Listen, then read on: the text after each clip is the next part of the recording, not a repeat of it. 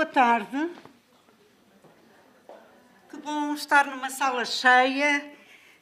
Sou pequenina, espero que vejam a minha cara. Vou-me chegando aqui ao lado.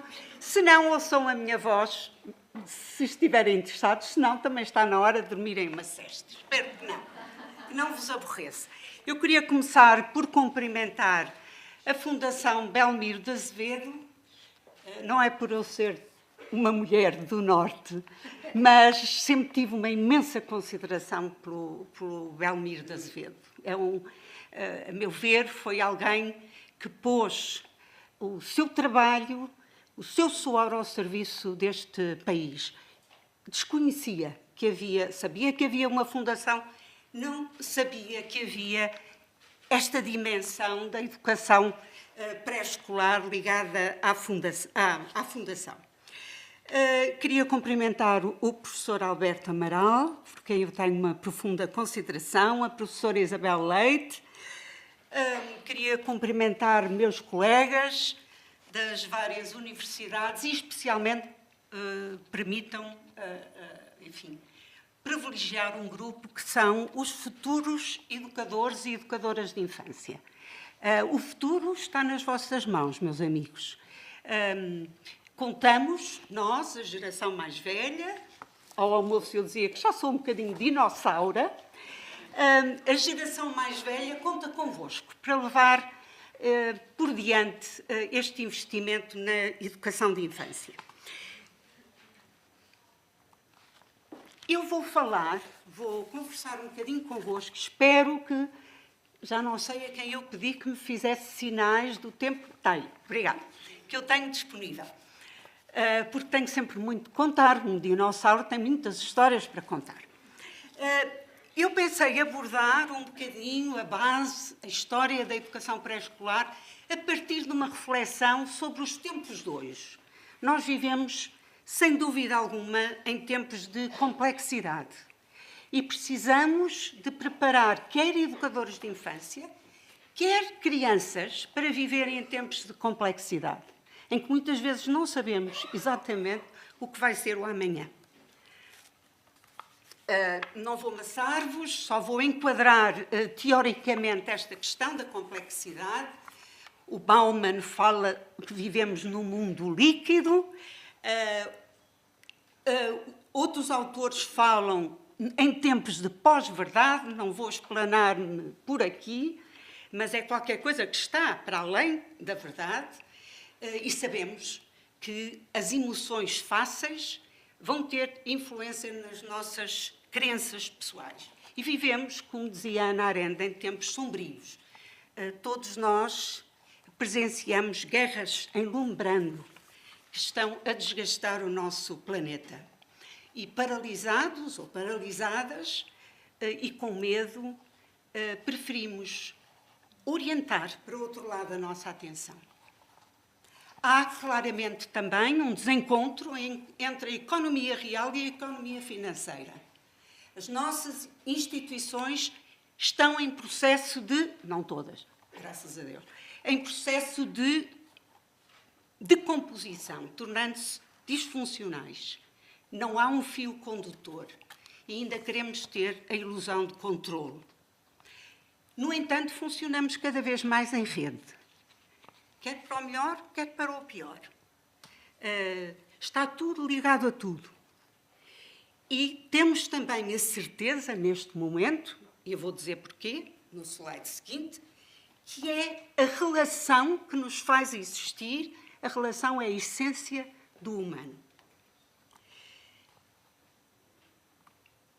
O último livro do António Damasio, A Estranha Ordem das Coisas, saiu o ano passado, e o que é muito interessante nesse livro é descobrir aquilo que o António Damasio diz na introdução. Nós vivemos no meio de sentimentos. E os sentimentos ainda não receberam o apreço que merecem. Porque são negociadores da grande empresa cultural humana. A vida humana está equipada com mentes, sentimentos, consciência, memória e por aí fora. mas os sentimentos são a base de tudo. Eu escuso aqui de comentar porque é que os sentimentos são fundamentais na educação pré-escolar ou na educação de infância. Escuso de comentar. Vão tirando as conclusões. Queria só aqui sublinhar que o António Damasio também diz que se os sentimentos são experiências mentais, são conscientes. E vivemos sempre com base no sentimento ou na vida anterior, antiga do nosso corpo. São as primeiras experiências. Só que faço um pequeno parênteses para chamar a atenção, porque eu vou falar a seguir da etapa dos 0 a 3 anos, como algo que é fundamental todos investirmos, e o antigo, a vida interior no antigo do nosso corpo, é decisiva. Somos caminhantes e queremos uma qualidade de vida para todos. Queremos uma vida boa para as nossas crianças, para as nossas famílias. E queria aqui relembrar que é fundamental, sobretudo as novas gerações, não se esquecerem dos 17 Objetivos do Desenvolvimento Sustentável das Nações Unidas. Eu não vou aqui explicar, mas chegam às vossas escolas de formação e se ainda não falaram nisso, dizem: "Ó, professor, temos que falar disto." Está bem? Porque esses 17 Objetivos de Desenvolvimento Sustentável, todos, praticamente todos, estão relacionados com uma boa infância. Que novos desafios encontram as nossas crianças hoje? E há dois autores, o livro deles está traduzido, que dizem que os desafios das crianças são exatamente os mesmos dos desafios dos adultos. Pensem, quais serão os nossos desafios ao nível da globalização, da economia, dos atentados ao planeta, da saúde, da justiça, das novas epidemias. Portanto, os problemas das crianças são também os nossos. No entanto, há algo que é fundamental, a meu ver, nós estarmos atentos e atentas, que é a questão da infância como ou da criança como um objeto de consumo de massas. Nós assistimos ao novo marketing para a infância, aos produtos com que a criança é bombardeada nos anúncios na televisão e quase lhe apetece dizer: "Não sou feliz se não tiver isto." O franchising de produtos, inclusive de experiências pedagógicas para a infância, não é? As primeiras vieram dos Estados Unidos e são franchising, portanto, são reprodução de outras coisas, e algumas delas sem terem atenção no contexto das crianças portuguesas. Outros problemas: neste momento, 1/3 das crianças portuguesas são obesas. Isto é um alerta, a meu ver, gravíssimo. E temos responsabilidade sobre isso. E, por outro lado, as crianças tornaram-se num bem raro. Há poucas crianças. Temos é que dar condições, com certeza, para as famílias poderem ter mais crianças. O que é que atravessa todas estas fronteiras e estes contextos e estas complexidades? É algo que é fundamental, a meu ver, e que está sempre atualizada, que é a Convenção Internacional dos Direitos da Criança. Toda a criança nasce com o mesmo direito a um começo de vida saudável, a uma educação e a uma infância segura e protegida. Este é o nosso ponto de partida. E sabemos também que a pobreza, este slide é belíssimo, é uma família de refugiados. A criança, vê-se lá ao fundo da família, a criança, o mais velhinho está a tomar conta do mais pequeno, numa linha de comboio. A pobreza e a exclusão afetam a qualidade das nossas democracias e, portanto, necessariamente a qualidade da educação de infância. Aqui queria-me só deter um bocadinho, eu chamei a este slide porque demora tanto tempo a construção de Tecla, é baseado num texto lindíssimo do Italo Calvino. Eu venho da geração em que a educação de infância era considerada uma coisa para as mães de família, nem sequer para os pais, era para as mães de família. E quem cuidava das crianças fazia-o porque não sabia fazer mais nada. Sou dessa geração. Agora não me perguntem a idade, que é feio. Mas sou dessa geração. Que caminho extraordinário nós já fizemos. É um caminho, estou a falar na geração de anos 60. Que caminho extraordinário nós fizemos. Em termos de acreditarmos na importância de um bom começo na educação. E esse começo começa, é mesmo, aos 0 anos. Ou até antes. Mas, enfim, não vou por aí. Os últimos anos, eu diria, os últimos 20 anos foram importantes. Foi o ano do boom. Não foram o começo, está bem? Mas eu não vou por aí, senão passaria muito tempo nisso. Mas foram anos muito importantes, quando houve governos que disseram, no seu programa político, que nossa prioridade é a educação de infância. Aí as coisas mudaram. E tivemos, em 97, uma legislação de que ainda nos orgulhamos hoje, que é a Lei Quadro para a Educação Pré-Escolar, e depois toda a legislação subsequente. Aqui, nesta Lei Quadro, disse que a educação pré-escolar é para todas as crianças e compete ao Estado criar um programa de expansão de forma a que a educação de infância estava mais ou menos acessível a cerca de 25% das crianças e hoje temos mais de 90%, pelo menos nos 5 anos. Praticamente estamos a chegar aos 100% nos 5 anos. Portanto, houve um crescimento muito grande na educação de infância. No entanto, quer a Lei Quadro para a Educação Pré-Escolar tem uma grande limitação.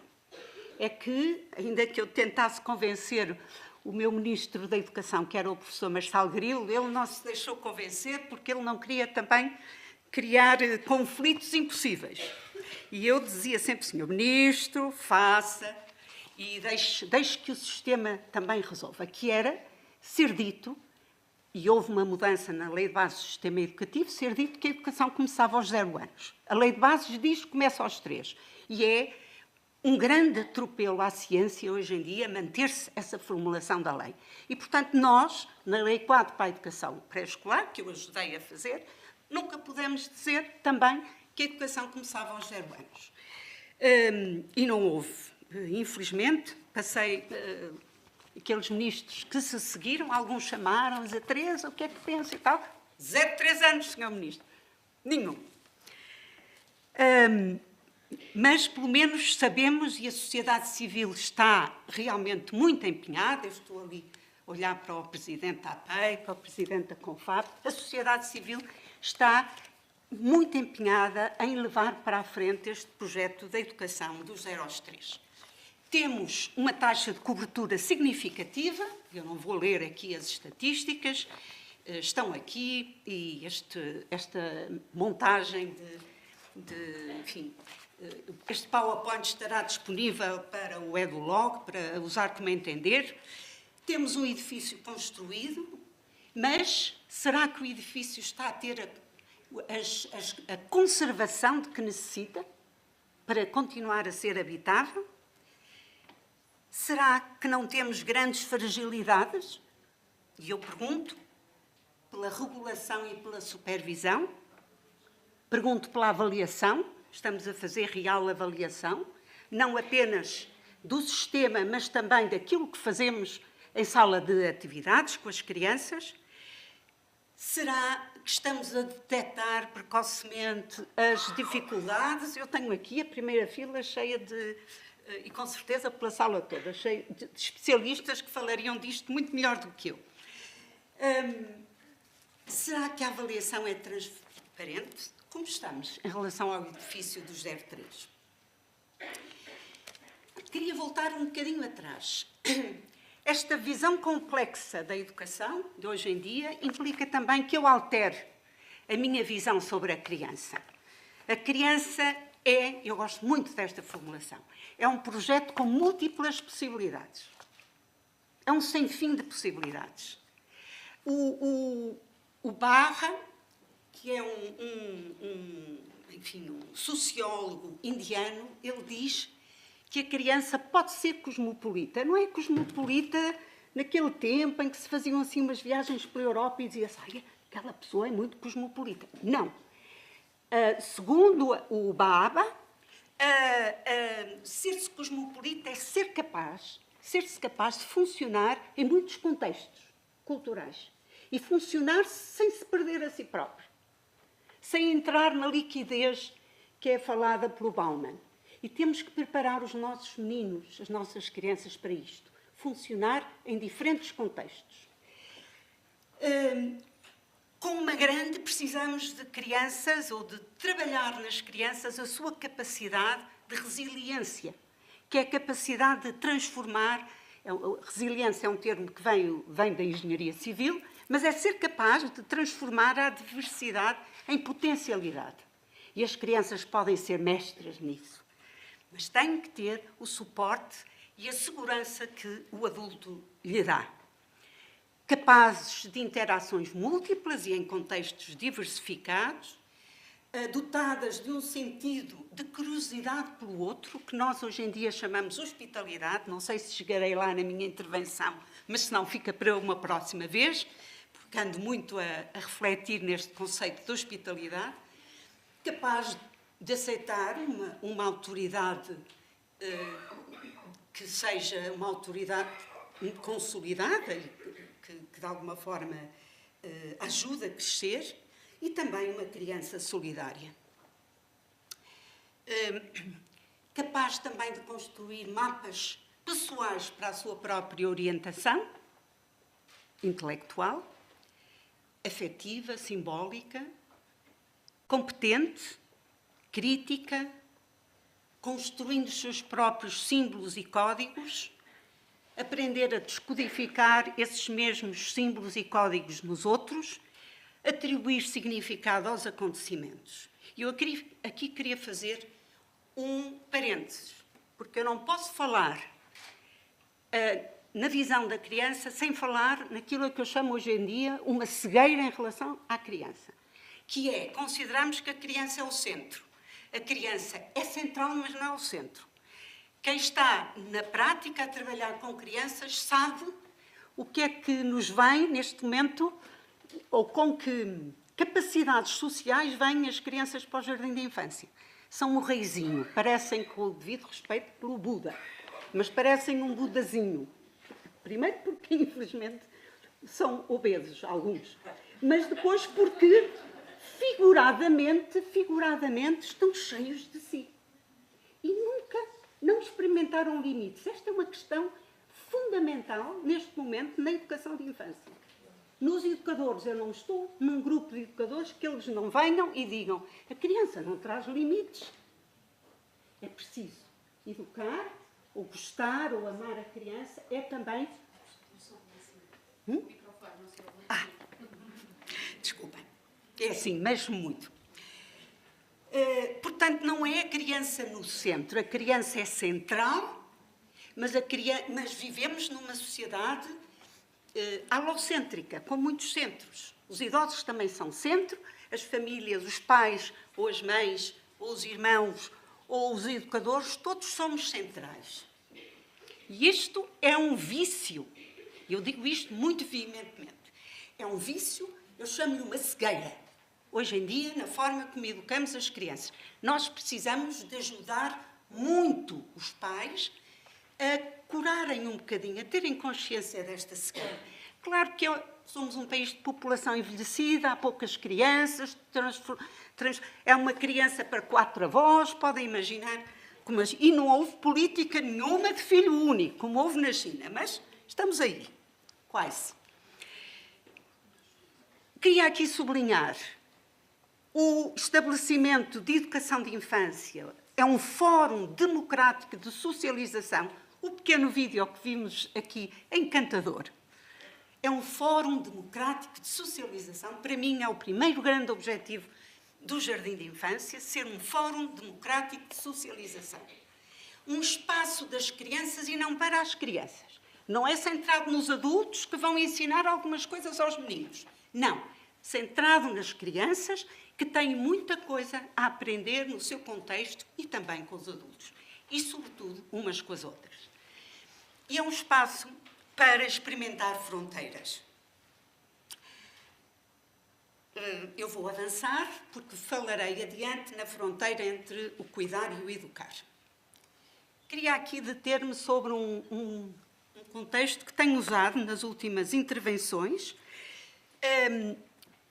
que é o conceito de fronteira. Minha lição de agregação foi isso, educação de infância no cruzamento de fronteiras. Há muitas fronteiras. Há as fronteiras disciplinares. Por exemplo, está aqui uma colega do Porto que a sua especialidade é a Sociologia da Infância, uma colega que muito prezo, neste momento não estou a vê-la. Mas a Sociologia da Infância é uma área muito recente na educação de infância. Durante muitos anos, a educação de infância esteve controlada, desculpem eu falar assim, não se sintam mal com esta minha formulação, mas os educadores de infância, ou as pedagogias, não faz mal, já perceberam, daquilo que os psicólogos nos diziam. Criança desenvolve-se assim, portanto é preciso fazer assim, e nós executávamos. Isto foi assim, está bem? As coisas agora são diferentes. Temos muitas ciências a explicar a educação de infância. E uma delas é a Sociologia da Infância, que trouxe voz às crianças, que tentou entender os conceitos, que nos veio dizer que há muitas infâncias, há muitas formas de ser criança. E esses dados são fundamentais para nós entendermos a educação de infância do futuro. O que é que queremos com a educação de infância no futuro? Este slide é maravilhoso. Desculpem, eu estou a dar cumprimentos a mim própria, não fui eu que tirei a fotografia, não fui eu, mas mostra a questão das fronteiras, que estamos a vivê-las, ao nível do cotidiano. A fronteira é aquilo que divide ou aquilo que delimita? É a linha do fim ou do começo? Perguntou Boaventura Sousa Santos. Quem é que vive nas fronteiras? Meus amigos, somos todos nós. Todos vivemos em fronteiras. Não são só os mestizos, como falava uma grande socióloga americana, a Glória Anzaldúa. Fronteiras são espaços de trocas e aprendizagem mútua. Portanto, nós temos que viver em fronteira. Nós temos... Estão aqui a fazer sinal, tenho que avançar. Muito bem.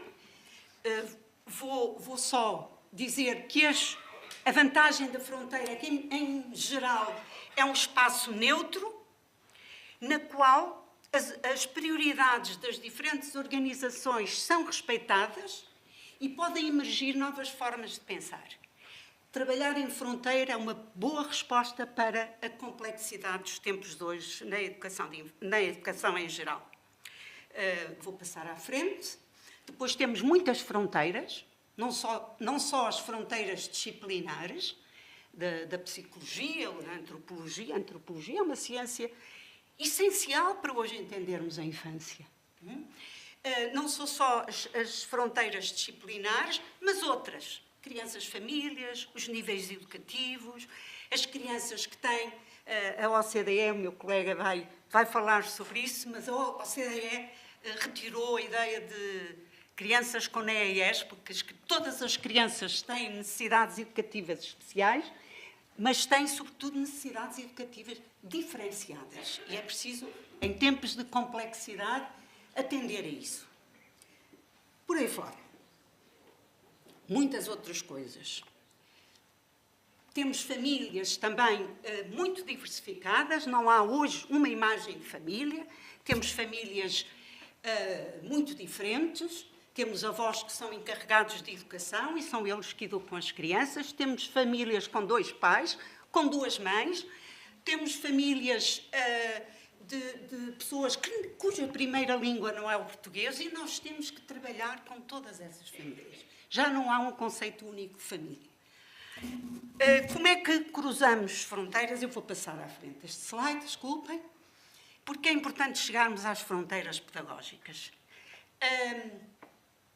E é preciso, penso que aqui o mais importante é nós fazermos um lobby fortíssimo contra a estandardização das práticas educativas. Não há.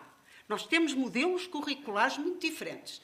Temos orientações curriculares para a educação pré-escolar. Está aqui a grande,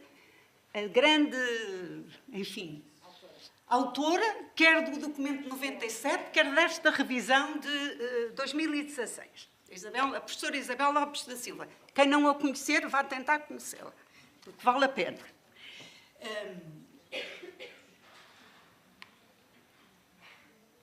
Podemos ter modelos ou documentos orientadores, mas cada prática é diferenciada não apenas por causa da localização ou do contexto do jardim de infância, mas por causa de cada uma das crianças.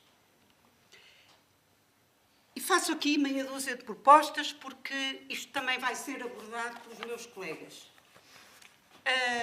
Queria só insistir aqui, não há educação no jardim de infância com qualidade se não atentarmos aos 0-3 anos. É preciso que os 0-3 anos tenham qualidade educativa, sejam acessíveis as creches a todas as famílias e não apenas àquelas que podem pagar. É preciso reforçar as estruturas dos 0-3 anos, pôr em ato a recomendação. Eu tive a oportunidade de ser relatora desta recomendação sobre os 0-3 no Conselho Nacional de Educação. Não foi posta em prática. Já tem uma provecta idade. Já está, pelo menos, na escola de primeiro ciclo. 8 anos. 7 anos. E é preciso que a educação pré-escolar, a educação dos 0 aos 3, seja parte integrante do sistema educativo. Precisamos, e eu cito aqui alguns autores, de sistemas competentes de educação de infância. Estudava, levem para as vossas aulas e tentem trabalhar. O que é que quer dizer um sistema competente de educação de infância? Será aquele que os meninos entram no primeiro ciclo já todos a saber ler, escrever e contar? Não. Isso é acessório. Se estiverem motivados para isso, ainda bem, acompanhamos-los. Mas não é o essencial da educação de infância. É preciso também, eu prefiro a formulação em inglês, que é respostas locais para avanços globais. Estas são as respostas à complexidade. Um desenvolvimento sustentado numa prática de solidariedade e promover uma ética do encontro. Precisamos de ultrapassar a dicotomia entre o cuidar e o educar. É preciso ir para além, porque não é isto ou aquilo. Há educação e cuidado nos 0-3, como nos 3-6, como nos 6-10 ou 11. E há a mesma coisa em relação ao cuidado. Tudo é educação e cuidado. E, portanto, não vamos dizer que uma coisa é mais cuidado e a outra é menos. Não. O que é contextual. É a educação que é necessária num determinado contexto. E, eventualmente, o nosso sistema educativo, não me coíbe dizer estas coisas, porque já ninguém me pode penalizar por as dizer.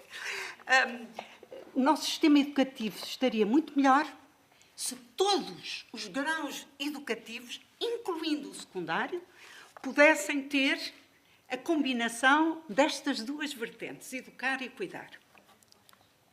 E nunca por nunca uma academização da educação de infância seria destruí-la. O atual secretário de Estado da Educação disse uma vez que gostaria que os outros níveis educativos trabalhassem mais como o pré-escolar. Não sei, não tenho a certeza disso, mas que há qualquer coisa que o pré-escolar, na sua originalidade, tem, em que os outros níveis educativos podem ir alimentar-se, não tenho dúvida. E que é na transversalidade, sobretudo. É preciso encontrarmos uma pedagogia da desigualdade. Quem havia de dizer? Alguém que toda a vida se dedicou à igualdade de oportunidades, a todos os níveis. E é preciso uma pedagogia de desigualdade. Sim, é preciso. Porque só com uma boa desigualdade podemos entrar em situações mais igualitárias. É preciso uma pedagogia da inclusão e é preciso que as crianças aprendam, a partir do jardim de infância, ou mesmo da creche, o que é cruzar fronteiras. Teríamos muito a dizer sobre isto. Precisamos também de uma ecologia de saberes. Esta formulação é do Boaventura Sousa Santos, eu acho lindíssima. Também não vou explanar muito mais o slide, pois tenho que acabar, portanto, fica para depois. Mas temos que pensar que só entendemos a infância no contexto de uma ecologia de saberes.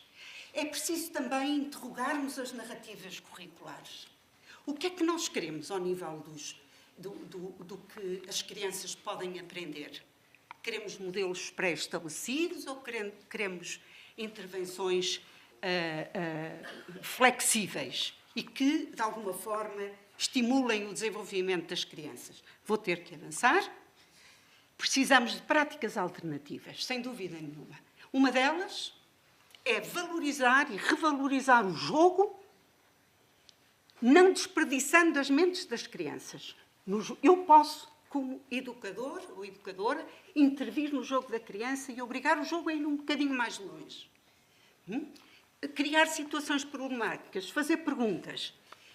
Nunca seria contra a natura, aquilo que é a infância, nós abandonarmos o jogo. Ou acharmos que o jogo é só para os tempos livres. Não. É a forma da criança estar dos 0 aos 6 anos. Na minha perspectiva, dos 0 aos 8. Mas isso estava outra grande conversa. As artes não são um abscesso, são centrais à prática pedagógica, temos que as manter e não nos deixar pressionar nem pelas editoras, nem pelos materiais pedagógicos, nada. A arte é fundamental ao ser humano. Não descurar também o uso das diferentes literacias, repensar os espaços. Agora eu queria dizer, não me chamaria Teresa Maria se não dissesse isto. Nós precisamos de jardins de infância frugais, simples. Não precisamos de uma floresta de plásticos para o jardim de infância ter qualidade.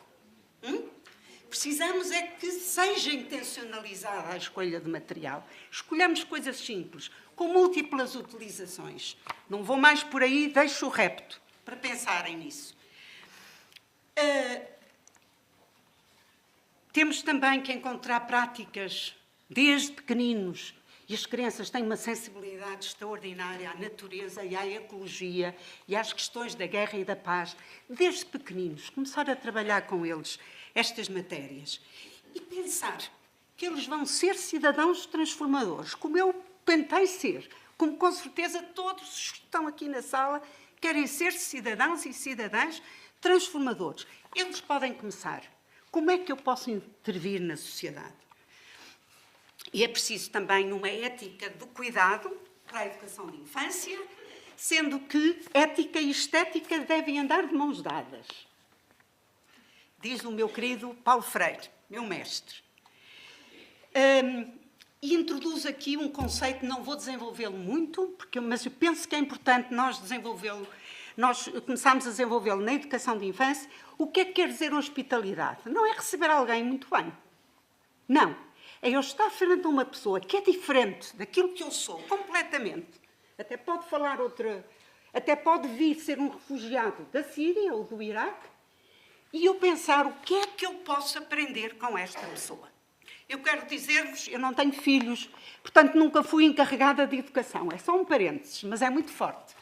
E agora, uma organização a que eu pertenço acolheu uma família de refugiados e eu passei a ser, os pais não falam a língua, sou encarregada de educação. De um menino que está no primeiro ciclo e de um bebé numa creche. E, portanto, eu vou às reuniões, a minha perspectiva é ser mãe, encarregada de educação, pelo menos, não sou mãe. E é tão interessante ver e entender o ponto de vista dos pais, que tem que ser acolhido pelos professores, tem que ser integrado, tem que ser respeitado. E, por outro lado, o que eu cheguei à conclusão também, e fui formadora durante muitos anos, nós não formamos os nossos profissionais para saberem gerir equipas de pais. é um vazio muito grande na formação. Hoje, receber alguém é trocar culturas. Vou ter que andar, vou passar à frente e vou terminar. É no olhar que reside a base da hospitalidade, porque representa um reconhecimento da presença do outro e, por parte do estranho que chega, uma súplica silenciosa para um possível encontro. Negar-se o olhar é pretender tornar não existente o outro. Pensa nesta metáfora. Negar o olhar é tornar o outro não existente. E vou ler. Quem me conhece sabe que eu tenho sempre que ter uma frase poética no fim, porque me fui alimentando de poesia ao longo da minha atropelada vida. E cito um poema do Herberto Helder, esse grande poeta que nos deixou recentemente. Aquela fração real dos dedos juntos, como para escrever cada palavra. Pegar ao alto numa coisa em estado de milagre. Seja um copo d'água. Tudo pronto para que a luz estremeça. O terror da beleza. Isso. O terror da beleza delicadíssima. Tão súbito e implacável na vida. Oxalá consigamos continuar a trabalhar para este projeto da educação de infância. Obrigada pela vossa atenção.